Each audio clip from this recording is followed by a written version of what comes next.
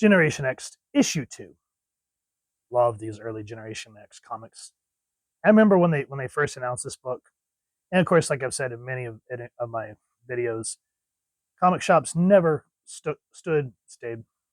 hung around long enough to really get its footings where I grew up. I don't know if it was bankrupt or whatever, but it was frustrating. So I would be able to get books every once in a while until the direct market really started kicking in and didn't see comics in grocery stores anymore. So the only way that I was able to see books that were coming, or like the Image Revolution that happened at the time, was through Wizard Magazine. So that was the only thing I was able to start finding at grocery stores. And that was the way I was able to keep in the loop and kind of know what was going on or what to look for if I went to a comic shop whenever we go out of town. And I was liking what I was seeing with Generation X. I'm glad whoever had this book before me didn't tear those out. The old school collector in me.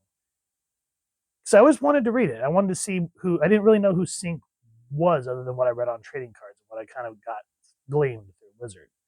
And I love the relationship that Scott Lobdell built with him and Jubilee. They were kind of like the buddy cops of Generation X. Same thing with like Skin and Chamber. And this is still the early incarnation. This is only issue 2.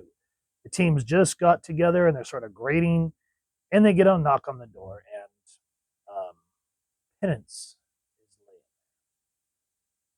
It says some people just don't know enough to come in.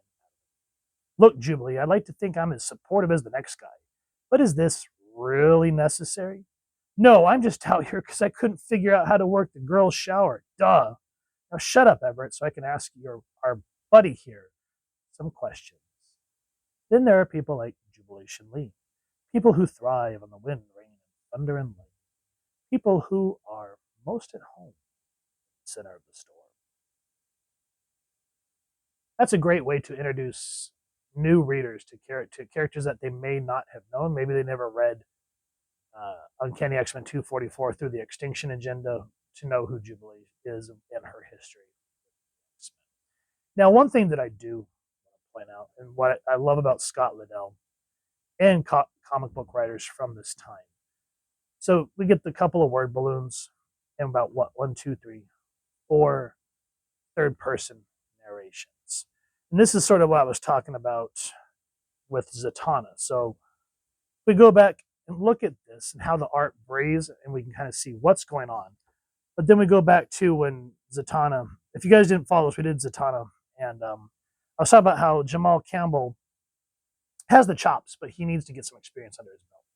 So look at here, Scott Lobdell carried the X-Men through the early 90s to the late 90s. And the artwork breathes. Chris Bachalo's work here looks great. And the dialogue doesn't feel daunting. As where with this book, I can see great things starting to happen, but look at how daunting this is. Like, you go from just a couple, cool, oh, hell, I ain't going to read that. I'm going to go take a whiz, have a cup of coffee, and then I'll come back and maybe think about reading that. So if I wanted to read a novel, I would go get a novel. Damn.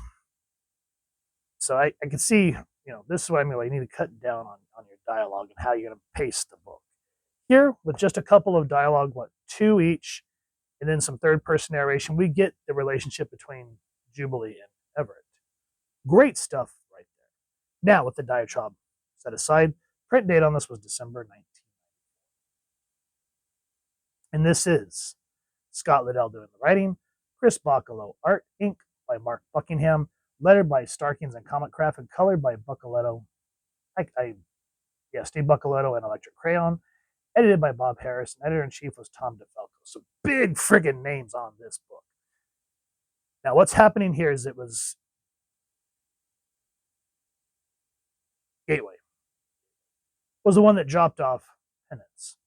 And Jubilee's just completely pissed. And even here, look, dialogue doesn't feel as daunting. I mean, it's a little bit, but not too hard. It goes, you probably know Gateway better than I do from his days hanging with the X-Men in the Australian outback. But I think it's safe to assume that he's out here. It probably means he's looking for some private space. Double duh.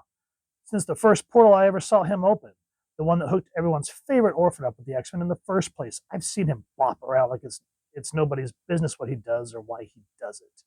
So he's either going to spill his guts once and for all, or I'm going to give him a major tune adjustment. And of course, Jubilee's first appearance, Uncanny X-Men 244, as I just said. We have gone over that, so I'll try to remember to leave a card up here so you guys can check it out. But I love that little nod to how she got hooked up with the X-Men. And it's awesome. This is called Searching.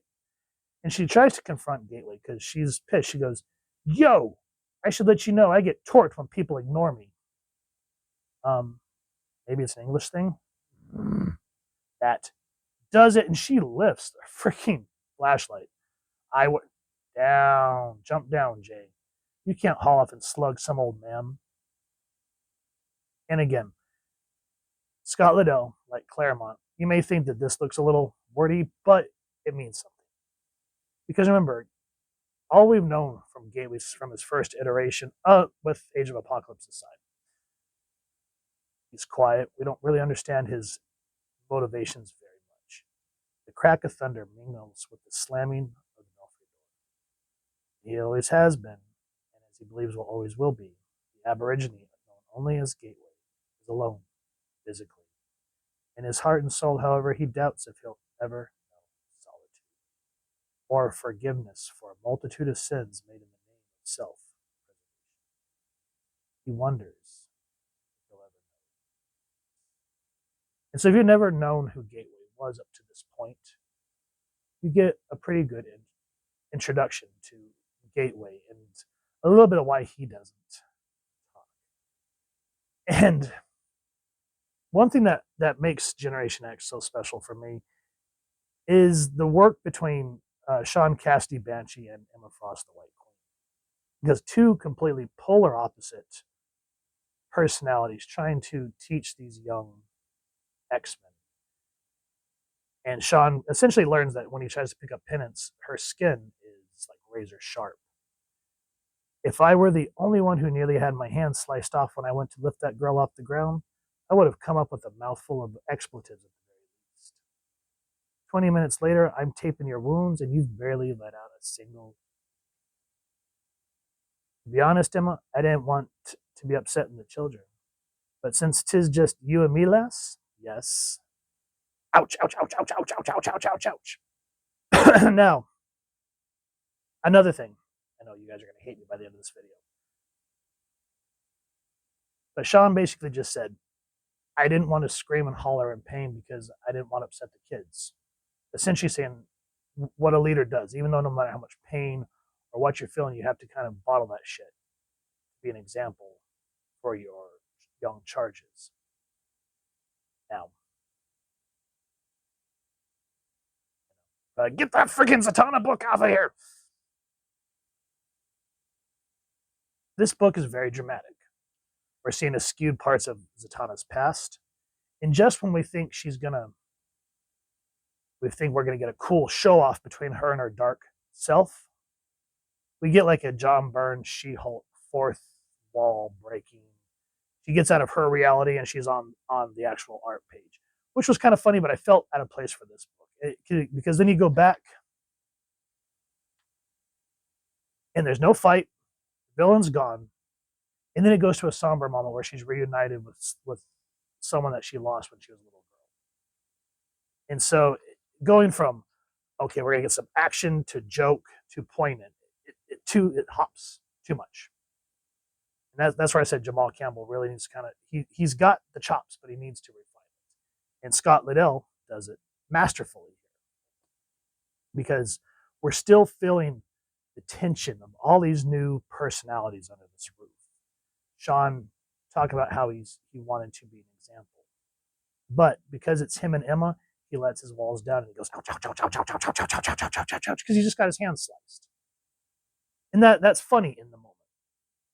Not enough to be like, oh my God, he's talking about Facebook or some social, funny. It's just a moment. And Emma's like, if it hurts that much, Banshee, I could psionically simulate the pain-killing section of your brain. It'd be my pleasure. Why don't I doubt that?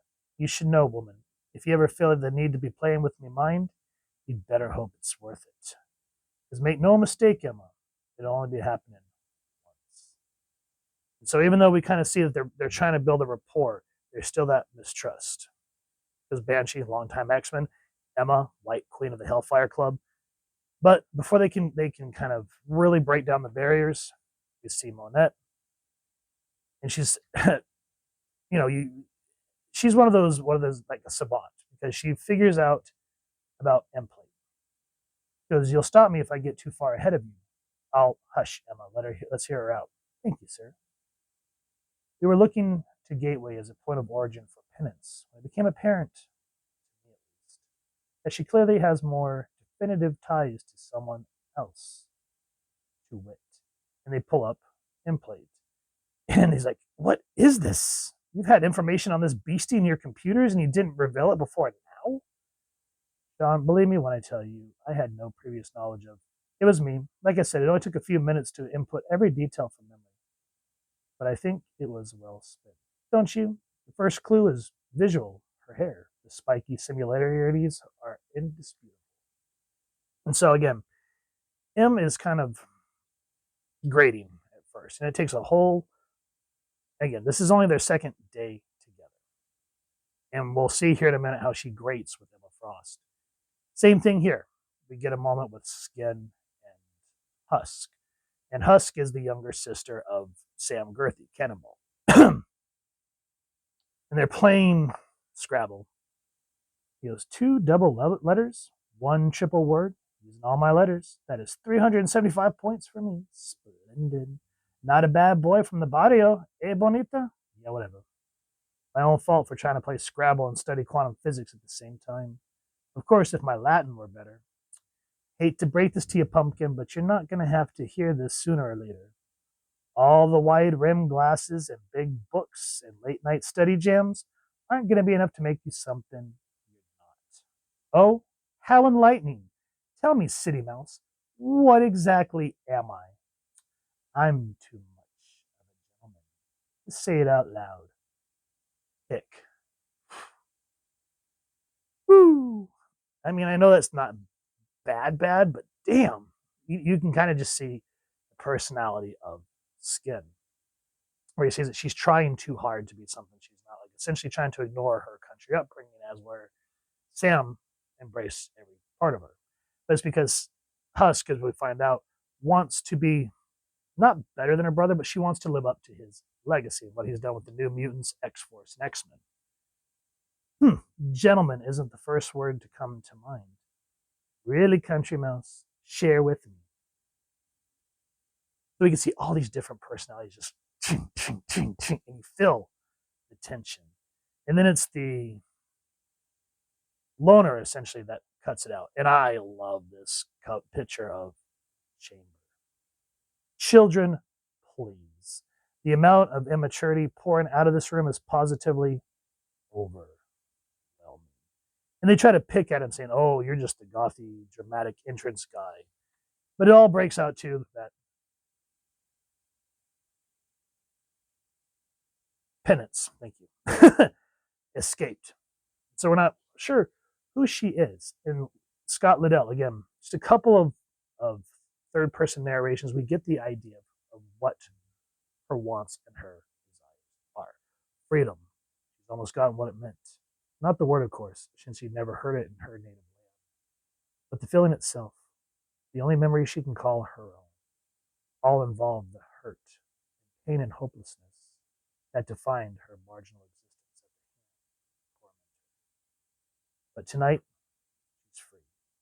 She intends to remain so forever, no matter the cost to her or any other. And I like that because it foreshadows what happens later on. But anyway, everyone splits up. Chamber, of course, goes on his own because he feels like a kindred spirit to her, both kind of alone, misunderstood. And what happens is you start to see their weak spots as individuals, kind of showing their, what's the word I'm looking for? Vulnerabilities. Where Husk is trying to overcompensate and kind of makes a fool of herself in front of Banshee. Smart move, gal. Try to impress the teacher by showing him exactly how great I am.